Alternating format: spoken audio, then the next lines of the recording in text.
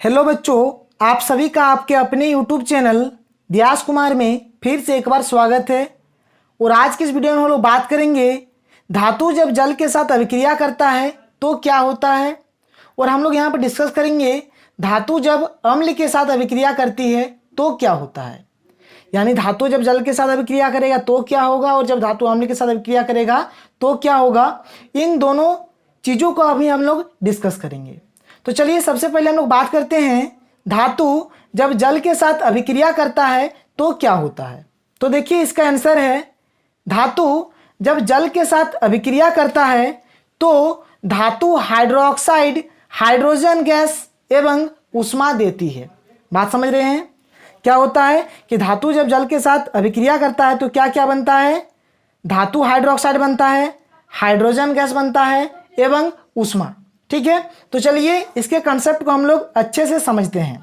इसका कंसेप्ट क्या है कि धातु किसके साथ जब अभिक्रिया करता है, जब अम्ल के साथ अभिक्रिया करता है तो क्या बनाता है, धातु हाइड्रोक्साइड बनाता है। क्या बनाता है, धातु हाइड्रोक्साइड, धातु हाइड्रोक्साइड। ठीक है, इसके साथ साथ यहाँ पर क्या बनता है, हाइड्रोजन गैस यानी कि H2 बनता है और ऊष्मा भी बनता है। ठीक है, और धातु हाइड्रोक्साइड को हम लोग क्या बोलेंगे, धात्विक हाइड्रोक्साइड भी बोलेंगे। क्या बोल सकते हैं इसको, धात्विक हाइड्रोक्साइड भी बोल सकते हैं। और हाइड्रोक्साइड का संकेत क्या होता है, OH होता है। अब चलिए कुछ एग्जांपल लेकर इस कॉन्सेप्ट को समझते हैं कि धातु किसके साथ अभिक्रिया करता है, जल के साथ। जैसे धातु के रूप में हमने ले लिया Na, और Na की अभिक्रिया जब हमने जल के साथ कराया यानी H2O के साथ कराया तो किसका निर्माण होगा, धातु हाइड्रोक्साइड का। ठीक है, उसके साथ साथ हाइड्रोजन गैस का और ऊष्मा का। तो हाइड्रोजन गैस हमने पहले लिख दिया H2 और यहाँ पर हमने ऊष्मा लिख दिया इस तरह से। तो H2 खत्म हो गया। अगर H2 खत्म हो गया तो बचा क्या, Na और O बचा। क्या बचा, Na और O बचा।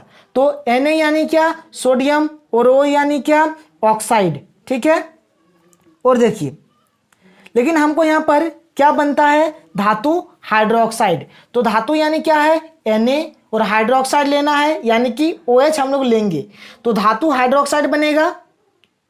तो धातु हाइड्रोक्साइड बनेगा तो Na और उधर हाइड्रोक्साइड, Na यानी क्या, सोडियम और हाइड्रोक्साइड। तो सोडियम हाइड्रोक्साइड का फॉर्मूला क्या होता है, NaOH होता है। बात समझ रहे हैं। और आप इसको संतुलित कर दीजिए।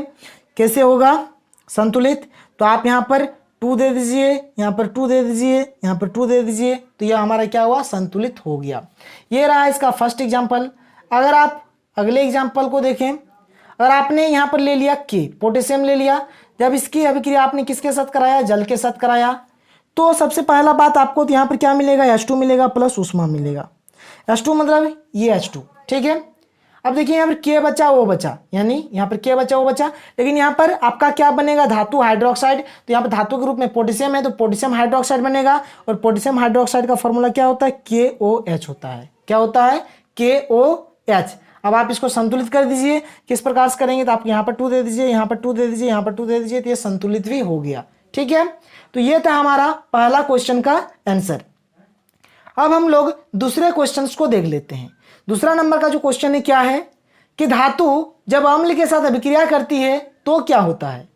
यहाँ पर हमने देखा कि धातु जल के साथ जब अभिक्रिया करती है तो क्या होता है, और अब हम लोग बात करेंगे कि धातु अम्ल के साथ अभिक्रिया करेगा तो क्या होगा। और इस चीज़ को मैंने आपको अम्ल और क्षारक में भी बताया था। तो चलिए देख लेते हैं इसका उत्तर। इसका उत्तर इस प्रकार से है, धातु जब अम्ल के साथ अभिक्रिया करती है तो लवण एवं हाइड्रोजन गैस देती है। ठीक है, यानी धातु की अभिक्रिया जब हम लोग अम्ल के साथ कराएंगे तो क्या बनेगा, क्या बनेगा यहाँ पर, लवण और हाइड्रोजन गैस यानी कि H2। ठीक है, इसके लिए आप एग्जांपल देख सकते हैं। पहला एग्जांपल धातु आपको ले लीजिए, जैसे धातु के रूप में हमने ले लिया यहाँ पर Na और अम्ल के रूप में हमने यहाँ पर ले लिया HCl। तो पहला बात आपका क्या बनेगा, H2 बनेगा। तो H2 बना यानी H वाला खत्म हो गया, बचा क्या, Na बचा और Cl बचा। तो Na और Cl मिलकर क्या बनेगा, सोडियम क्लोराइड यानी क्या बनेगा, NaCl। अगर हम लोग यहाँ पर धातु के रूप में मान लीजिए Al लेते हैं और यहाँ पर HCl रहेगा तो क्या होगा, पहला बात यहाँ पर हमारा H2 बनेगा।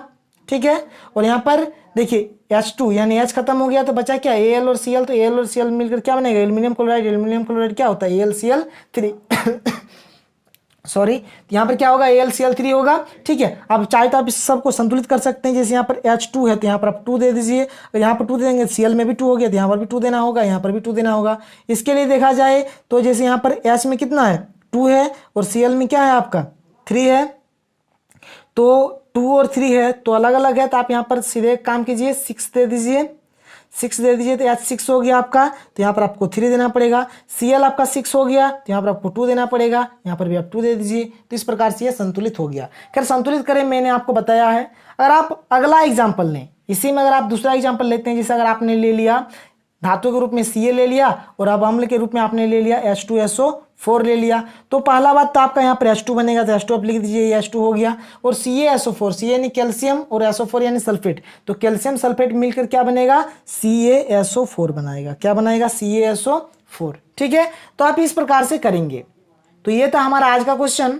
अब हमारा जो अगला लेक्चर आएगा, उस लेक्चर में हम लोग सक्रियता श्रेणी यानी कि अभिक्रियाशीलता श्रेणी के बारे में पढ़ेंगे। आज के लिए इतना ही, फिर मिलते हैं अगले वीडियो में। Thank you.